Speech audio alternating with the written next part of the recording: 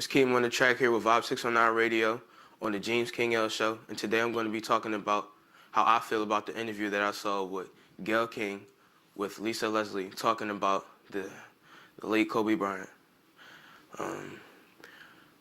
At the beginning of the video that I saw, there was a wall that had Kobe Bryant's jersey on it. Rest in peace to him, and it was number 8, his early jersey. So it started off with good memories. During the interview, Gayle knew that Kobe and Lisa were good friends before he passed in the tragic accident. I don't know if y'all know about that, but if you don't, check it out, And it seemed like at the beginning she was trying to go for good memories and good things to talk about, She was talking about,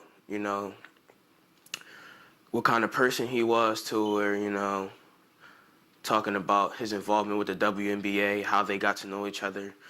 One thing she said at the beginning was that her and Kobe knew each other since Kobe was 18, and Kobe died when he was 41, so that was plus 10 years of a friendship, so she knew that they were close.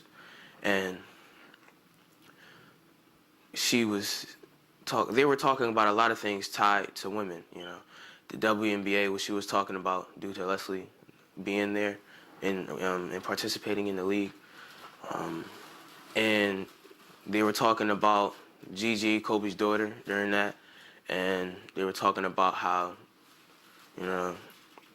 Gigi would have had a good opportunity to make it to the WNBA, very high chances.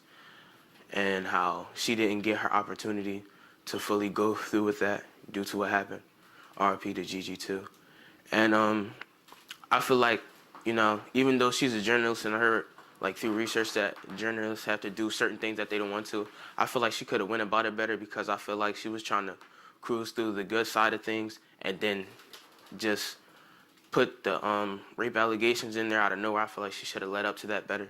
I don't really know exactly how everything went, because Gayle King said that there was a full interview that hasn't been released yet, and I'm still waiting on that. But,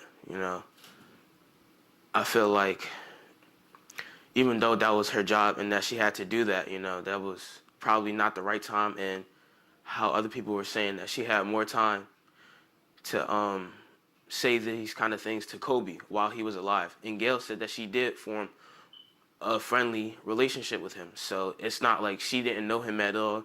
They never met, and it was like, oh, I don't know him, so I couldn't have set it up. There was time to where she could have set it up while he was alive. Things seriously like this is not a good thing to bring up while someone's dead. And how I was raised, you're not supposed to talk bad on people that are dead, Those are the kind of things that they shouldn't happen, but you should bring those kind of things to their attention and notice while they're still here, while they can defend themselves, And Lisa, she did good on how she answered the questions, She wasn't being disrespectful, but she stayed firm on her ground. She didn't get rocky off of it. And how she was saying, leave that alone, I feel like that's really what Gayle should have already known, It's a very touchy subject. And I understand, she knew that it was going to be controversy over that. Everybody would know that. You're talking about a dead person, and then you're talking about rape allegations that have already been dropped off of them, It's like you're just trying to bring up stuff to get a reaction out of people, And that's something that you didn't have to do. There's other ways that you could have got your views up, or, your image out, Because that's not a good way to look, Everybody, knew about her before, but it's like, for everybody that was mourning his death, a lot of people, since he was a famous man, there are certain crowds that he can't get around or interact with because of how things are.